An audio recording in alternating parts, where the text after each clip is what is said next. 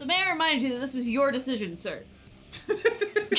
I said, hey Milo, what do you want to do tonight? And he's like, well, I heard you made a Shadow the Hedgehog thing. Welcome back, everybody. Now we have a schematic. That way leads to hell. Yes, this way leads to hell and also fuck the president. So we're not doing this. We're going to start a new one. But Editor Johnny, throw this up. I have made a map of missions in Shadow the Hedgehog and stages in Shadow the Hedgehog that I can actually do and that I actually like doing. Yes, you can see in this Terra Incognita, there's this stage kind of sucks, this stage also kind of sucks dick. And I even wrote fuck the president on one of them. Point is, I now have gone through the wiki pages and figured out which missions I can actually do and which ones that would actually be entertaining to watch. And I think, Milo, we kind of figured out our first path here. We're going to do normal for a while, just because normal's always easy. We're going to go straight up the butt crack. And then veer right. And then veer towards slight asshole territory. Okay, sorry, left.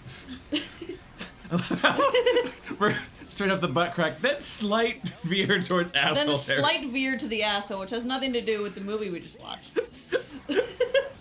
Oh, okay, yeah, we just watched a Disney movie from 1979 called Black Hole.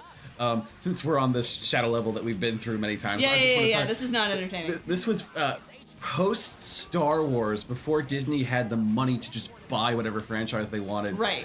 They decided to make their own attempt at this combo of, I think you could describe it as like Star Wars plus 2001 plus 20,000 Leagues Under the Sea. Yeah. It definitely had that, because you could tell with all the rides for 20,000 Leagues, that was Walt Disney's, like, not their magnum opus, but something they really cared a lot about.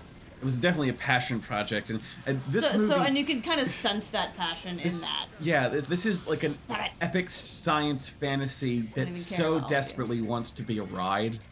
And yes. Absolutely. There's even a point where they get on like that little sled and travel forward. With, like controls that you would use for a ride. Oh my god. It is by no means good.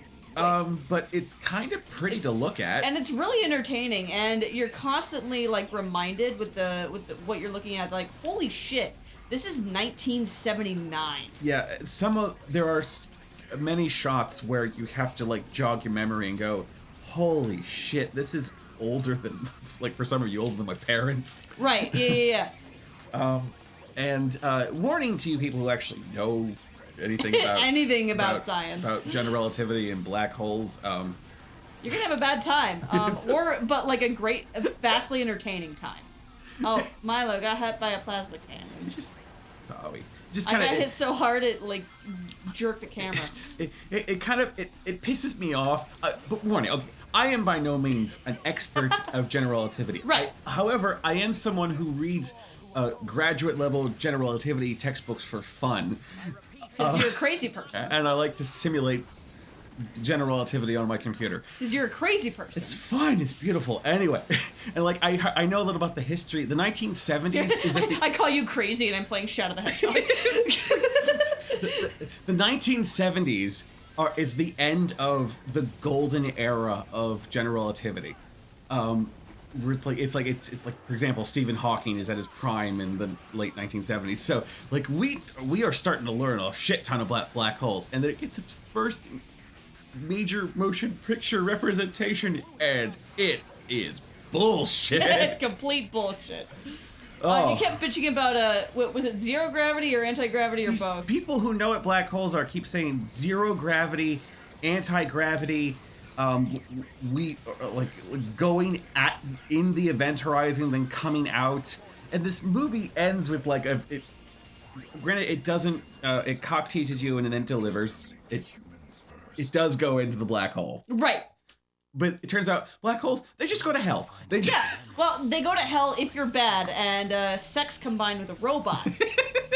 But if you're good, and then it takes you to, oh wow, I get an A. Hey, was that really bad? I mean, don't go into a black hole or you'll end up in hell and be lord over all the domain that you can see. Yeah, but all your domain is flame and zombies, which really you could do worse. It was fun. It was a nice little fantasy. Nice to look at. but not a good movie. Totally bullshit. And now we're playing something else that's totally bullshit. Yeah, now back to a masterpiece. Yes. Yes. The fact that I need a map to determine what is fucking playable. I was texting you earlier. Yes. I had been watching other Let's Plays, and I realized that I am fascinated by the story of Sonic development from the basic, like, the 2000s up until the present. I want to know the behind-the-scenes stories. Okay, yeah, so pretty much every Sonic 3D. But yeah, the 3D games, not like Sonic Rush or the other ones. Because it is a saga of fuck up after fuck up, followed by, well, that's pretty good. Followed by another fuck up. Yeah, and you mentioned something that I didn't really think about, is that in a lot of these games, they actually make the same mistakes. I was watching a Let's Play of, I think it was Sonic Heroes, and some of the mistakes in that game are present in this game. Yes, and I notice frequently, like when Sonic games are glitchy where they fail, it's usually either in gameplay or in or in content. Like the way, like the gameplay with this, while it's finicky, it's not broken. Yeah, it's not Sonic Boom. Yeah, but it's the way that this game is structured. Structure is a good word. The way that this game is structured makes no fucking sense. That's a good point. Yeah, you have to play that first level 12 times to beat the game. Yeah, that's it. And let's see, when you have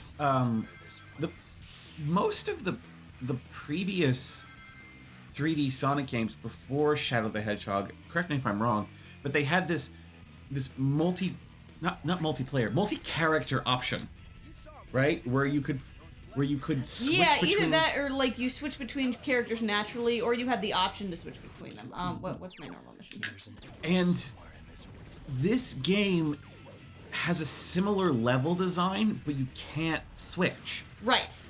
You're always playing as Shadow, but some of these levels don't flow well with Shadow. Yeah, they really don't. And a lot of people discredit Heroes. I think it's fine. The gameplay is a little weird, but I do appreciate, I will always applaud trying new things even if they don't work. I do not appreciate when somebody tries new things and not only do they not work, but they don't function, and that's my issue with Sonic 06. Okay. What's the thing with Sonic 06? I've never So Sonic 06, you can it's again that character switch, but you play through 3 storylines. Sonic, Shadow, and then a new character called Silver. Oh, okay. And Silver has psychokinesis, by the way.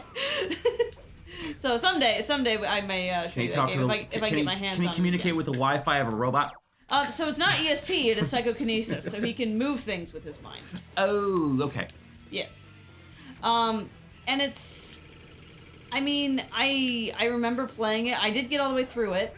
I remember the weirdest thing about that game not being the layout, which is absolutely infuriating, and that's the main thing about the game that's broken. It's its gameplay and its layout. The fact that Sonic... Of levels or like the level so Sonic's structure is broken and the levels are also broken. This is one of those where the gameplay and the structure don't work. Ooh, that's because you have a hub level that is impossible to navigate. Okay. But mainly in Sonic's, whereas in Shadow and Silver don't have that. All characters are structured a little differently.